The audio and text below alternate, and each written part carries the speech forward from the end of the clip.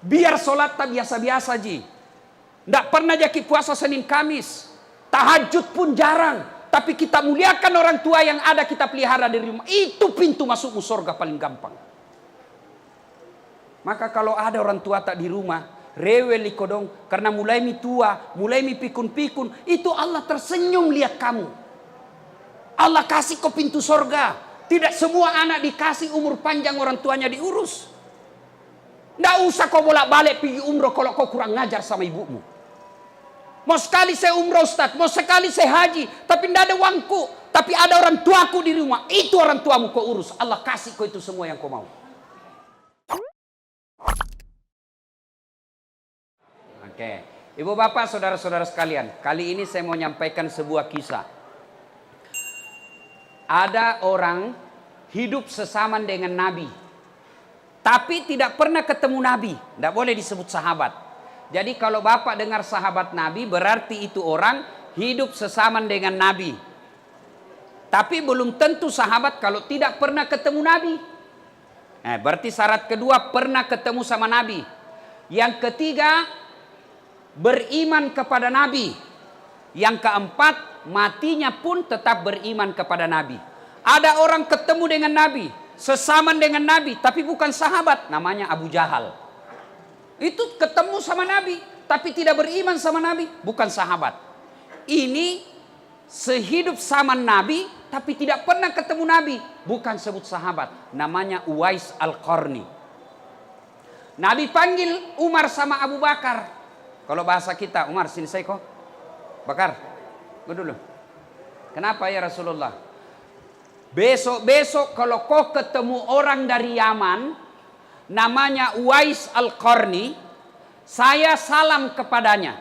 Sampaikan salamku kepadanya, dan kau minta didoakan sama itu orang. Bah, heran ini Umar. Heran ini Abu Bakar. Siapa ini? Apa keistimewaannya? Akhirnya, tunggu. Wafat Nabi, tidak ada orang dari Yaman nama Uwais. Diganti oleh Abu Bakar Siddiq, tunggu. Tidak ada juga orang dari Yaman nama Uwais.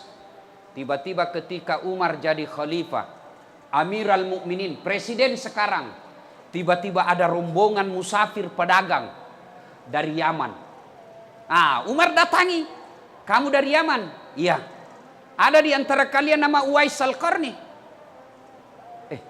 Kata ini rombongan dari Yaman pedagang. Siapa? Tidak mungkin yang di rombongan kami. Masa Umar tanya, kok bisa ini? Akhirnya dia bilang, adakah di antara kalian nama Uwais Al-Qarni?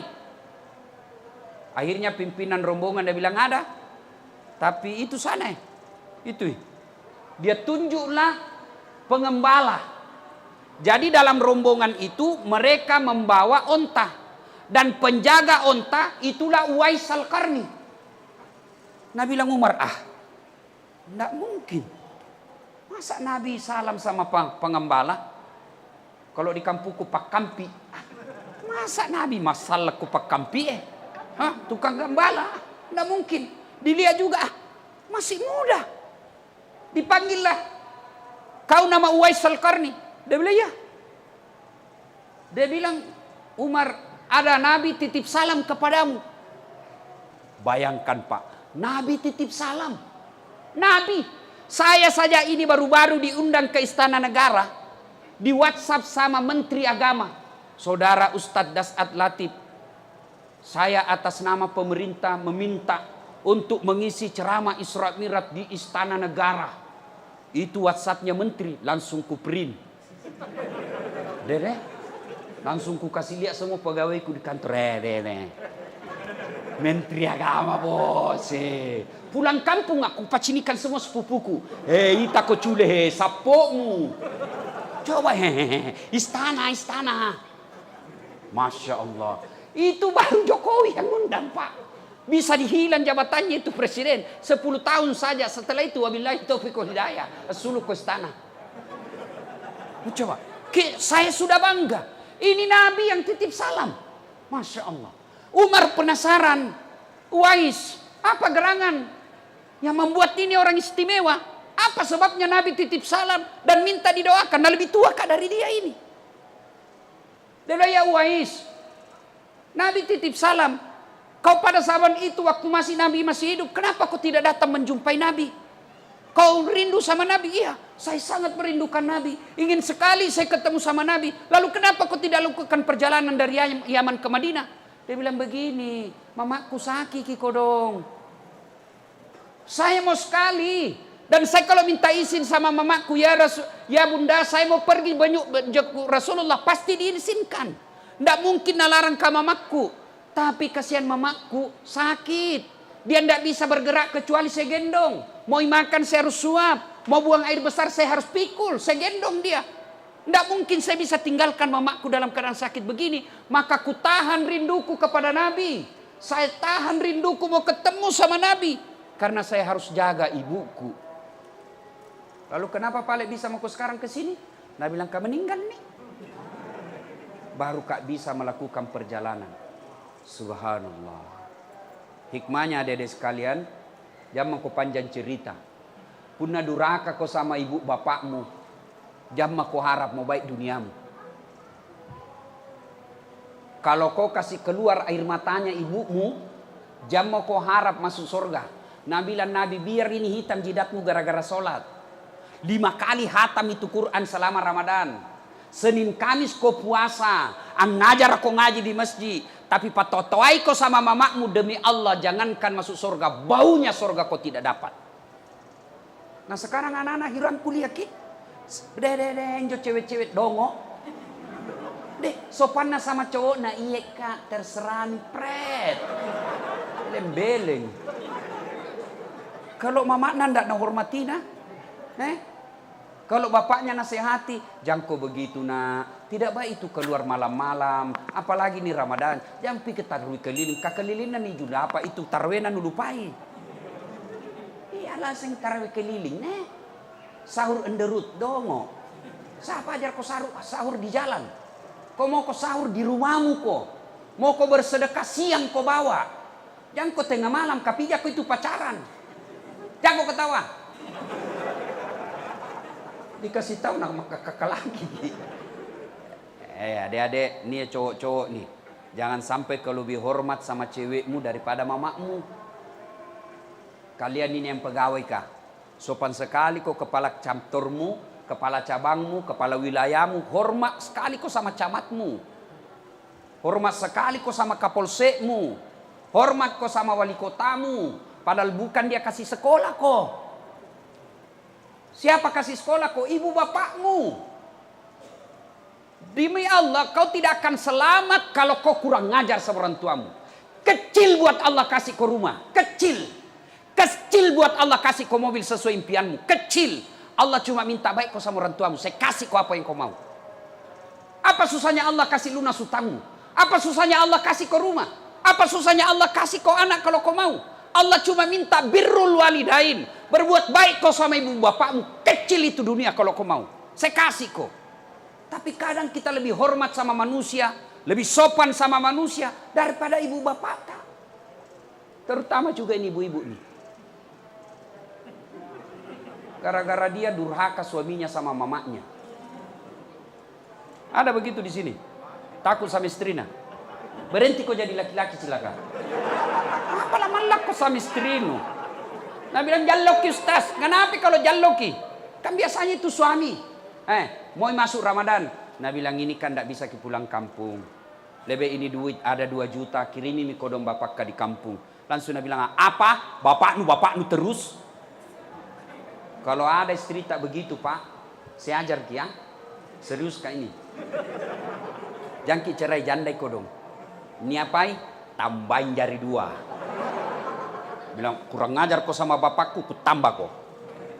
Kau kira saya takut saya tambahi kau? 3 lagi saya mau. Saya tahu begitu. Nah bilang nak kasih pecah piring ustaz, kasih pecah semua. Piring boleh dibeli. Nak kasih pecah semua televisi biar supaya berhenti nonton sinetron. Nak kasih pecah semua. Kenapa? Piring televisi boleh dibeli lagi. Harga diri sebagai suami tidak boleh diinjak-injak istri. Takbir. Ayang asin jumala. Bu, dengarkan dulu bu. Ayo bu. Pernah kirasakan hamil? Enak enggak? Enak. Enggak ada susahnya. Duduk saja setengah mati toh. Kudu. Sulut nih. Jangan kau ketawa anak muda urusan orang tua ini. Ibu, pernah rasakan melahirkan? Pernah? Enak enggak? Mana ada ibu-ibu melahirkan senyum? Enggak mentah-mentah dia kayak suluk nak. Pernah ibu rasakan bagaimana susahnya menyusui? Ibu, apalagi ketika tumbuh gigina.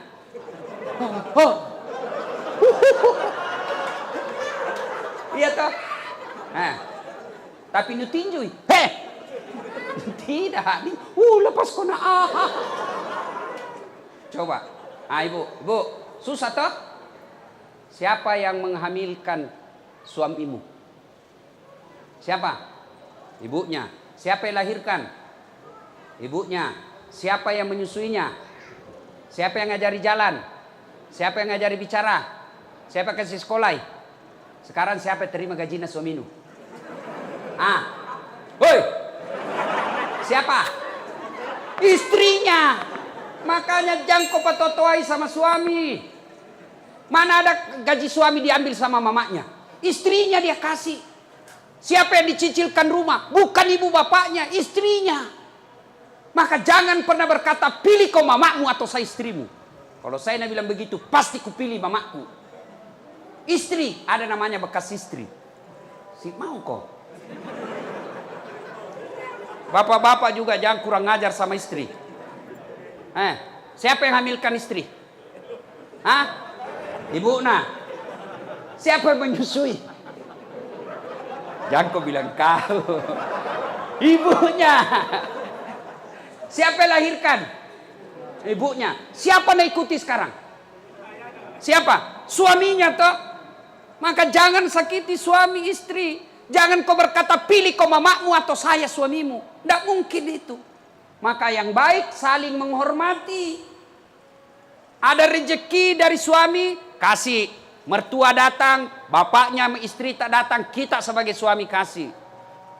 Mama tak datang, kasih istri duit, ini kasih mamaku. Jangan malah disembunyi-sembunyi. Ini mak yang cepatnya, nanti naleki lagi istriku, jaloki. Nah, adik-adik sekalian, percaya adik-adik. Kalau kau mau sukses, tidak harus sekolah ke luar negeri. Lihat itu alumni luar negeri, banyak tonji dari pengangguran. Tidak harus sekolah kuliah tinggi-tinggi, doktor dan lain sebagainya. Tidak. Cuma ini MC tadi salah sebui. Saya bukan doktor honoris causa, saya doktor asli. Kalau honoris causa itu dihadiahi namanya, tidak sekolah. Kalau saya sekolah. Nah, biasanya honoris causa itu artinya orang yang ada dikasih hadiah, biasanya pejabat, nah beli. Itu tulisannya DR dalam kurung HC. Kalau saya tidak, doktor aslina ku sekolahi. Bukan kaling-kaling dua poin doktorku bos. Bukan kaling-kaling ini. Nah, adik-adik sekalian bisa seperti itu. Kenapa? Rumusnya birrul walidain. Berbuat baik kau sama orang tuamu. Demi Allah, saya pernah jadi cleaning service di Mapanyuki. 4 toilet saya harus bersihkan tiap hari. Kalau ceramah mitsomo itu penceramah hebat-hebat kah? Kulihat hebat nah jadi ustaz sini. Saya bilang sama koordinator kebersihan, jangan aku gaji kak. Kalau ada undian namaku, undian umroh, kasih masuk namaku. Mudah-mudahan bisa ke umroh gratis. Sampai itu tunjuk kantor kak, tidak dapat kak. Coba. Saya pernah rasakan dihina, dimaki, di PIS 3 Unhas Sospol. Lantai 2, ruangan 207 tempatku kuliah. Keluar ke kuliah nak tunjuki ke seniorku. Dasat, ndak malu kau itu bajumu semua cakar. Tahu dicakar toh? Join di Tudopuli sampai sekarang masih langganan nggak? Dasat, ada buka baru. Saya pernah rasakan itu dihina seperti itu. Jalan kaki bos dari Jalan Harimau, depannya Masjid Baitul Aman. Itu ada lorong 77A. Depan Masjid Baitul Aman, ada di situ masuk lorong. Di situ saya tinggal 11 tahun. Jalan kaki kadang-kala dari Jalan Harimau ke Jalan Cakalang waktu ku SMA. Coko-coko. Jalan masuk Pasar Cidu. Jalan kaki. waktu saya SMA. Pergi ke rumahnya sepupu. Nah bilang dia apa? Datang gitu cari uang PT-PT. Tapi saya tidak pernah sakit hati. Saya cuma bilang, tidak mungkin begini terus hidupku kalau baik sama orang tuaku, baik solatku. Dua saja saya pegang. Tidak pernah saya lepas solat saya, tidak pernah saya hina dan sakiti orang tua saya. Alhamdulillah sekarang bos. Jo yang pernah hina kak, nah bilang ke baju cakar, tahun ke-9 ini tahun saya kasih zakat. Itu dulu saya kerja cleaning service supaya bisa dapat undian umroh. Sekarang saya punya travel sendiri. Kapan saja saya bisa umroh dan haji. Dengan izin Allah. Kalau saya dulu jalan kaki, alhamdulillah ada Tommy mobilku. Tidak banyak yang punya seperti itu di Makassar. Apa? Dengan izin Allah. Kau anak muda bicara kau soal popularitas. Nukala followerku. Apa? Nukalai. Enak bos. Apa? Bicara soal pekerjaan. Ada kerjaku. Saya dosen. Tidak perlu saya pergi cari muka sama manusia. Tidak perlu saya menjilat-jilat sama pejabat. Iya puang. Mana caranya? Muliakan orang tuamu. Birrul walidain. Berbuat baik kau sama orang tuamu. Kecil punya mobil cikali. Kecil lunas rumahmu. Kecil semua buat Allah. Jangankan yang masuk akal. Tidak masuk akal saja bisa Allah kasih kau kalau kau mau sama Allah. Cuma kan kadang-kala kita muliakan orang lain, ibu bapak, tapi tidak kita hormati. Gimana ceritanya? Dia lahirkan kita, dia sekolahkan kita, dia jualkan ki rumah untuk dia. Nah kasih nikah ki, ambilkan ki kodong kredit supaya bisa ki menikah. Lalu kau tidak hormati ibu bapakmu, pantas kau tidak bisa hidup bahagia. Rumahmu mewah, mobilmu megah, tapi tidak kau temukan kebahagiaan dalam hati ketika kau durhaka sama orang tuamu. Maka adik-adikku sekalian, yang masih hidup orang tuanya, jangan kau cerita jauh-jauh. Biar kau sama orang tuamu. Orang tua aku pabotor Ustaz. Orang tua aku pasalingku. Orang tua aku pangedar. Tidak ada urusan. Urusanmu muliakan orang tuamu. Belajar dari kisahnya Ibrahim alaihissalam. Bapaknya namanya Azar. Sembah berhala. Ibrahim mau ribut sama bapaknya. Allah bilang, sadar kau Ibrahim. Jangan kau ribut sama bapakmu. Tapi dia hanya berhala ya Allah. Dia bikin patung. Allah katakan bukan urusanmu. Kau yang mengalah. Kau yang keluar dari desamu. Maka bapak-bapak, itu kalau anak-anak, ini kita yang sudah tua-tua. Kalau ada orang tua tak tinggal sama kita, itu pintu sorga paling gampang masuk. Biar sholat tak biasa-biasa ji. Tidak pernah jadi puasa Senin Kamis. Tahajud pun jarang. Tapi kita muliakan orang tua yang ada kita pelihara di rumah. Itu pintu masukmu sorga paling gampang. Maka kalau ada orang tua tak di rumah, rewel ikodong karena mulai mi tua, mulai mi pikun-pikun, itu Allah tersenyum lihat kamu. Allah kasih kau pintu sorga. Tidak semua anak dikasih umur panjang orang tuanya diurus. Tidak usah kau bolak-balik pergi umroh kalau kau kurang ngajar sama ibumu. Mau sekali saya umroh Ustaz, mau sekali saya haji, tapi tidak ada uangku, tapi ada orang tuaku di rumah. Itu orang tuamu kau urus. Allah kasih kau itu semua yang kau mau. Tapi ketika orang tua kau teteskan air matanya, dia menangis dalam kamar karena istrimu marah-marah sama dia, demi Allah kau tidak akan dapat pintu surga. Maka saudaraku, kita simpulkan pembicaraan. Baik-baik sama orang tua kamu. Meskipun agamanya tidak terlalu bagus, tapi itu adalah pintu gampangnya kita masuk surga. Inilah tausiah kita, mudah-mudahan ada manfaat.